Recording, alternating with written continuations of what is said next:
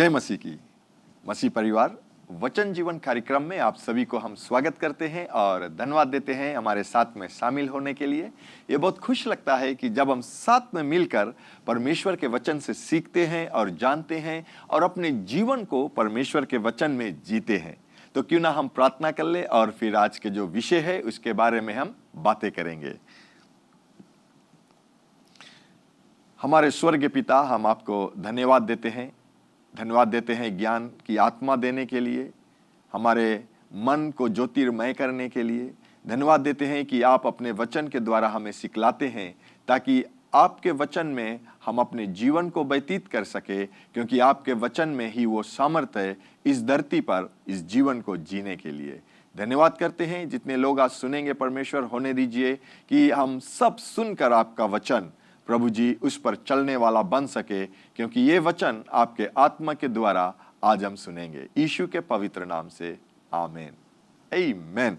तो जैसे आज हम लोग परमेश्वर के वचन से देखेंगे और सीखेंगे, और जैसे मैंने कहा कि जब हम आते हैं साथ में परमेश्वर का वचन सुनने के लिए, सीखने के लिए, ये बहुत खुशी का समय रहता है। और ये याद रखना कि बिना वचन के परमेश्वर को हम प्रसन्न नहीं कर सकते हैं, या बिना वचन के परमेश्वर का जो वादा है हमारे लिए उसे हम प्राप्त नहीं कर सकते हैं।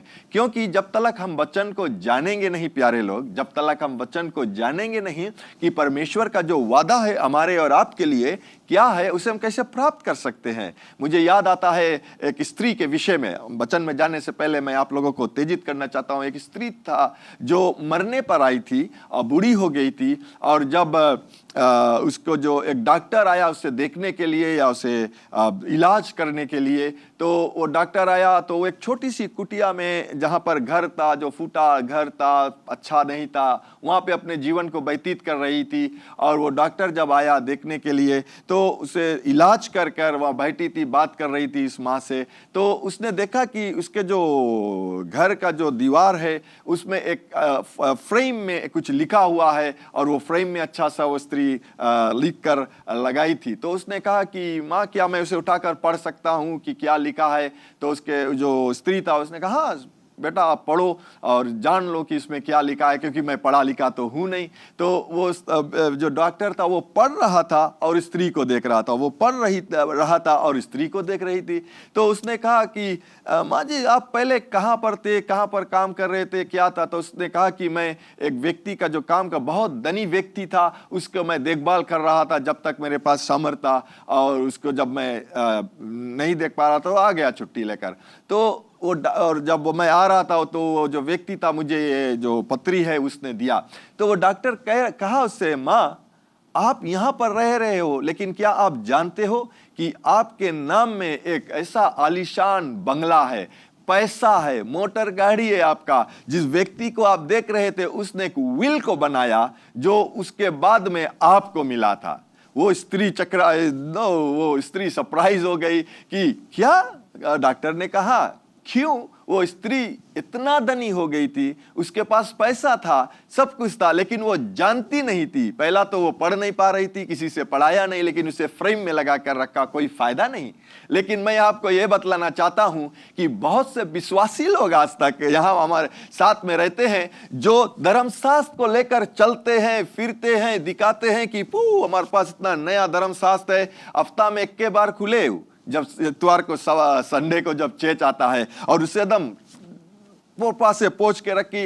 लेकिन हमें धर्मशास्त्र को सफा कर कर उसे अच्छी तरह से रखने से कोई फायदा नहीं है जब तक हम उसके खोल कर पढ़ेंगे नहीं, और परमेश्वर का जो विल है, परमेश्वर का जो इच्छा हमारे लिए है, उसे हम जानेंगे नहीं। हम लोग गरीबता में जी सकते हैं, हम लोग बीमारी में जी सकते हैं, हम लोग समस्या को पार नहीं कर सकते हैं, लेकिन उन सब के लिए परमेश्वर ने यीशु मसीह के द्वारा हमें ये वादा को दिया है कि हम उस सब चीज से पार कर सकते हैं। हम चंगाई में जी सकते हैं, हम हर एक चीज से भरपूरी में जी सकते हैं। परमेश्वर हमारे लिए सब कुछ भर सकता है। तो आज मैं जो बातें करना चाहता हूं, मैंने बतलाया कि जो बातें या जिसके विषय में मैं बातें करना चाहता हूं वह यह है, चंगाई विश्वासियों का अधिकार है। क्या है? चंगाई विश्वासियों का अधिकार है। ये जानना हमें बहुत जरूरी है कि चंगाई विश्वासियों का अधिकार है। मैं जानता हूं अभी कुछ सप्ताह पहले जैसे आप लोगों ने जो यह फेस्टिवल का समय था, क्रिसमस था, न्यू ईयर था, आप लोगों ने सब, हम भी मिलकर ना, मैं कह सकता हूं कि हम लोग जो भोजन मिला बिना किसी सोच के, बिना किसी के, जो कुछ मिलते गया हम लोग खाते गया ना, बोले मीठा पानी हम लोग पिया है, गेर सला पिया है, सब तरह से, और जो भी हल्दी मसाला जो भी कुछ मिला हमने उसे सब लिया है। लेकिन उसके बाद में क्या होता है ये है बहुत से लोग जानते हैं। लेकिन मैं ये आपसे कहना चाहता हूं आज कि चंगाई जो है वो विश्वासियों का अधिकार है। ठीक, अगर मैं कहूंगा कि विश्वासियों का अधिकार, आप कह सकते हो अविश्वासी के लिए, याद रखना चंगाई अविश्वासियों के लिए उपलब्ध है, लेकिन विश्वासियों के लिए वो अधिकार है। उपलब्ध है उसके मतलब क्या है? उपलब्ध है, अविश्वासी परमेश्वर के पास या यीशु मसीह के पास आ सकते हैं। यीशु मसीह के अनुग्रह के द्वारा वो लोग चंगाई को प्राप्त कर सकते हैं। वो चंगाई में जी भी सकते हैं, चंगाई लेकर जा सकते हैं, लेकिन उसके बाद में वो बीमार फिर हो सकते हैं। लेकिन जब विश्वासियों के लिए जब चंगाई मिलता है, उस चंगाई में हमें जीना है, क्योंकि चंगाई हमारा अधिकार। मैं वचन से दिखलाऊंगा कि क्या कहता है, लेकिन उससे पहले फिर मैं ये कहूंगा कि किस प्रकार से हमें यह भी जानना है कि किस प्रकार से बीमारी आता है मनुष्य के जीवन में और एक विश्वासियों के जीवन में भी। जब अधिकार हमारा चंगाई है तो बीमारी किस प्रकार से था। पहला अगर हम देखते हैं तो पहला हमें यह जानना है कि जब हम स्वयं को परमेश्वर के वचन से दूर हो जाते हैं या दूर कर लेते हैं, जब हम मसीह लोग परमेश्वर के वचन से, इस वचन से हम दूर चला जाते हैं। सिर्फ इतवार को हमें वचन सुनना नहीं है, इतवार को हमें वचन पढ़ना नहीं है, इतवार को हमें प्रार्थना सिर्फ नहीं करना है। हमारा जो मसीह का जो जीवन है वो उस तरह से जीवन होना चाहिए कि हम परमेश्वर के वचन में रहे। अगर हम देखते हैं हिब्रू में जो बीमारी की जो शब्द है, उसका जो शब्द का जो पिच्चा रहता है ना, हिब्रू में जो हर एक शब्द उसके साथ में पिच्चा रहता है, तो वो दर्शाता है कि जब हम परमेश्वर के वचन से अपने आप को दूर कर देते हैं तो क्या होता है, बीमारी जो है हमारे शरीर में प्रकट होता है। क्योंकि बीमारी क्यों आया? पाप के द्वारा आया। पाप के द्वारा मृत्यु आया, मृत्यु सब बीमारी लेकर आया, गरीबता लेकर आया, सब कुछ लेकर आया जो सही नहीं है, जो शैतान के ओर से आया है। लेकिन जब हम अपने आप को परमेश्वर के वचन से दूर कर देते हैं तो बीमारी हमारे शरीर में आता है, हम जानते नहीं कि हमें क्या करना है।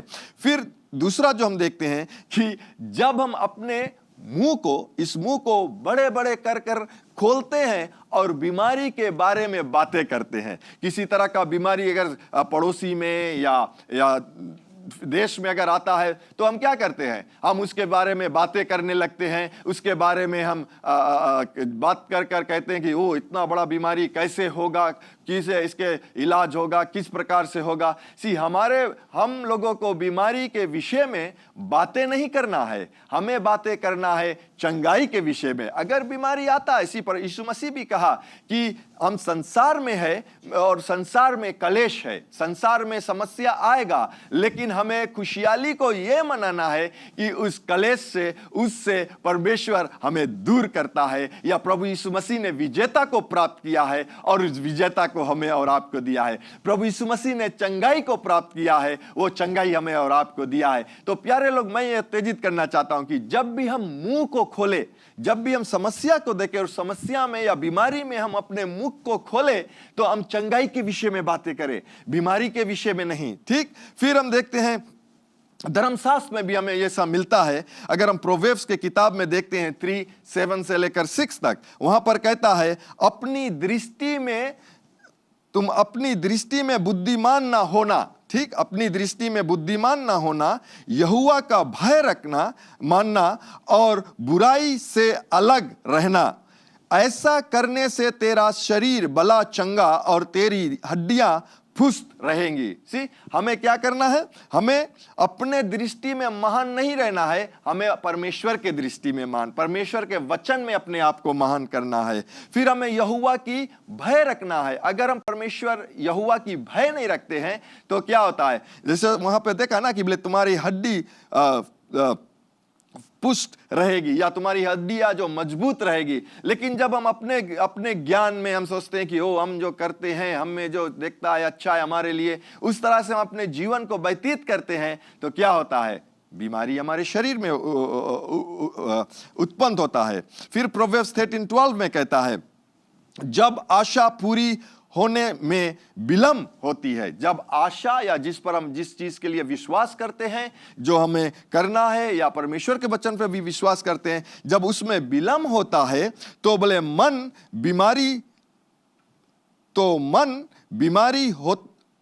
बीमार होता है, तो मन बीमार होता है। यानी कि जिस चीज पर हम भरोसा रखते हैं, जिस चीज पर हम आशा रखते हैं, वो नहीं आता है तो तब क्या होता है? हमारा मन व्याकुल होता है, हमारा मन अशांति में आता है। तो उन सब चीज हमारे जब मन में आता है तो हमारे शरीर में बीमारी को लेकर आता है।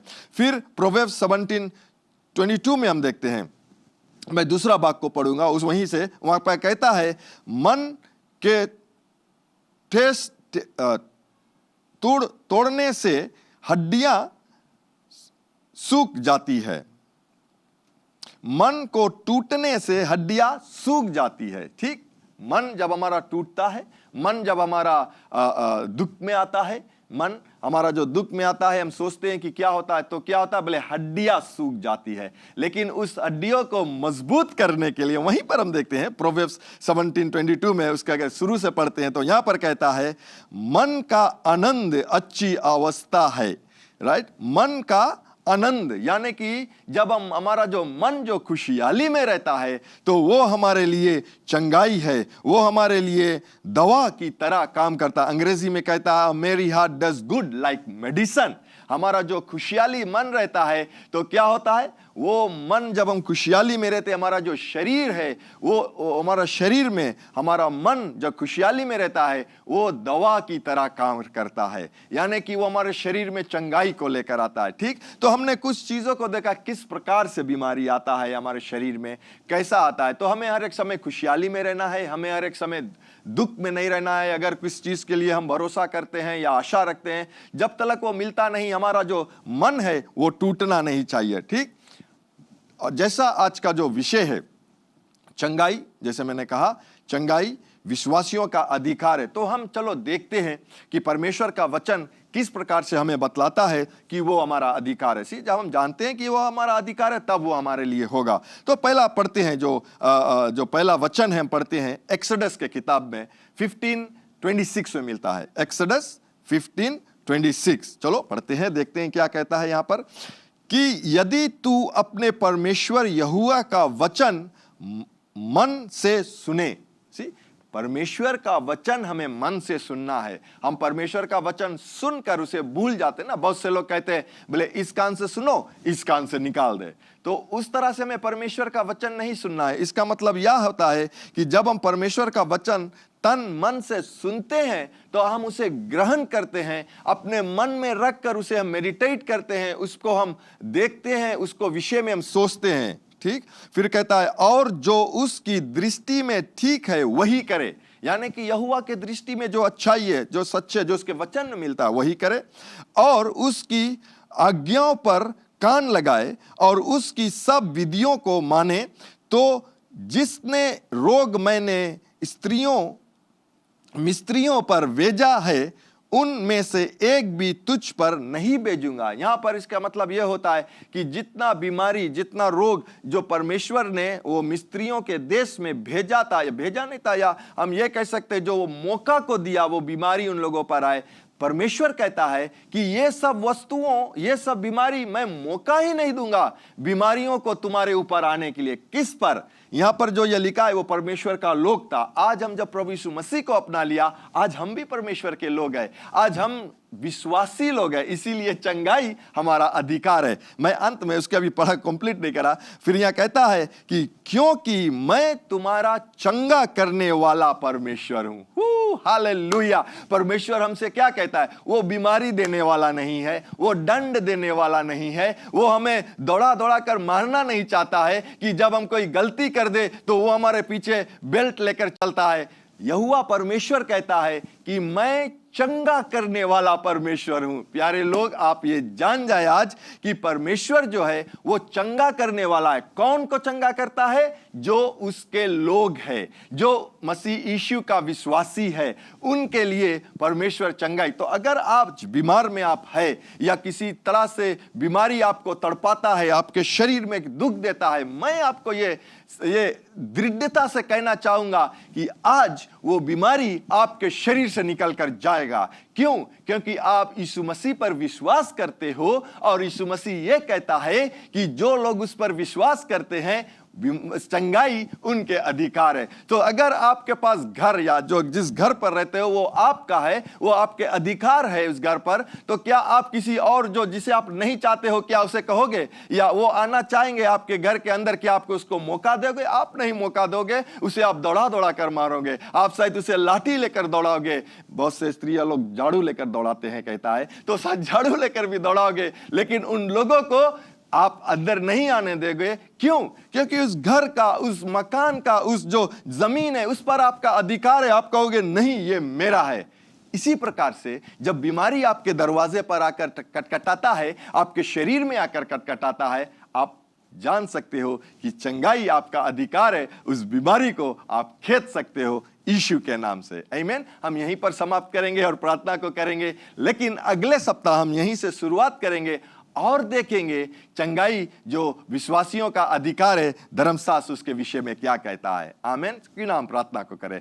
दयावंत परमेश्वर, हम धन्यवाद देते हैं कि आपने चंगाई को प्रभु यीशु मसीह के द्वारा उपलब्ध किया है, अधिकार दिया है विश्वासियों के लिए कि चंगाई में अपने जीवन को व्यतीत कर सके। और हर एक दिन प्रभु जी आप अपने जो अपने चंगाई से लाभ देता है, कृपा करता है आपका जो रहता है कि जो विश्वासी है हर एक दिन चंगाई में व्यतीत करे। प्रभु यीशु, इस वक्त में जितने लोग मेरे आवाज को सुनता है, आपके नाम से ये कहता हूं कि पूरे तौर से यीशु के नाम से चंगा हो जा, यीशु के पवित्र नाम से।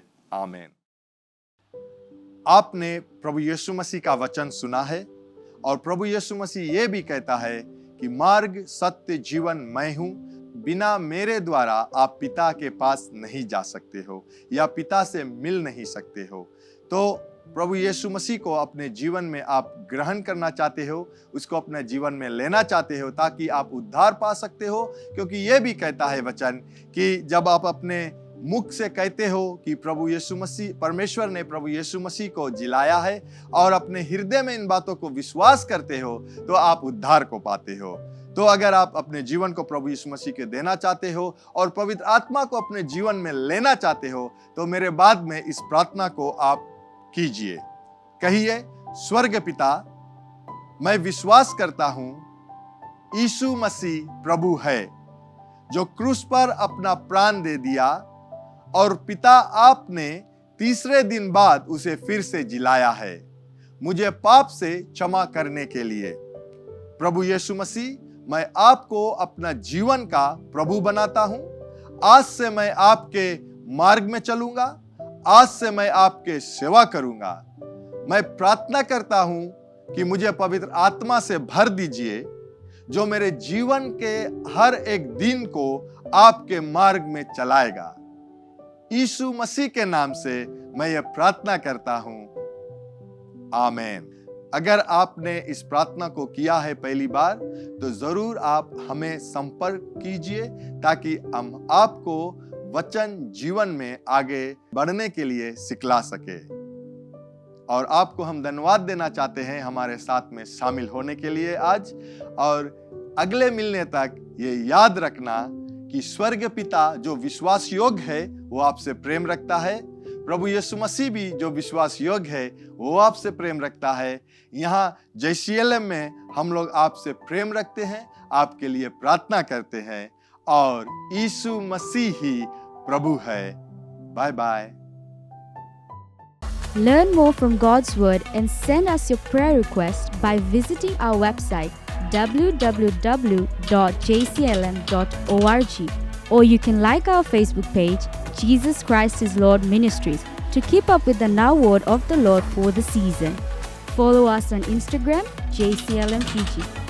Better still, subscribe to our YouTube channel JCLM Fiji to receive the latest teaching of God from the ministry.